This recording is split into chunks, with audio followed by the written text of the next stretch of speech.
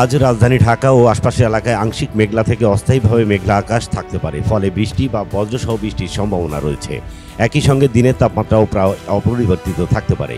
বৃহস্পতিবার বাংলাদেশ আবহাওয়া অধিদপ্তরের ঝড় সতর্কীকরণ কেন্দ্র থেকে এই পূর্বাভাস দেওয়া হয়। পূর্বাভাসে বলা হয়েছে, এ সময়ে দক্ষিণ ও দক্ষিণ পূর্ব দিক থেকে ঘন্টায় 10 থেকে 15 কিলোমিটার বেগে বাতাস প্রবাহিত হতে পারে।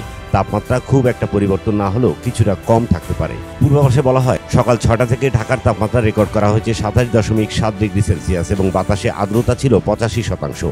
আর বুধবার ঢাকার সর্বোচ্চ তাপমাত্রা ছিল 30.5 ডিগ্রি সেলসিয়াস এবং আজকে সর্বনিম্ন তাপমাত্রা 26.8 ডিগ্রি সেলসিয়াস রেকর্ড করা হয়েছে। এছাড়া গত 24 ঘন্টায় রাজধানীতে 10 মিলিমিটার বৃষ্টিপাত রেকর্ড করা হয়েছে বলে জানিয়েছে আবহাওয়া অধিদপ্তর। অন্যদিকে বুধবার রাতে 5 দিন সারা দেশে টানা বৃষ্টির আভাস দিয়েছে বাংলাদেশ আবহাওয়া অধিদপ্তর।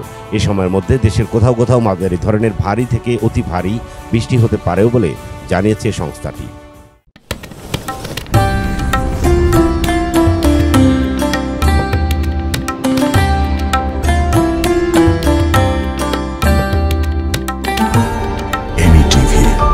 স্বাধীন বাংলার স্বাধীন কণ্ঠ।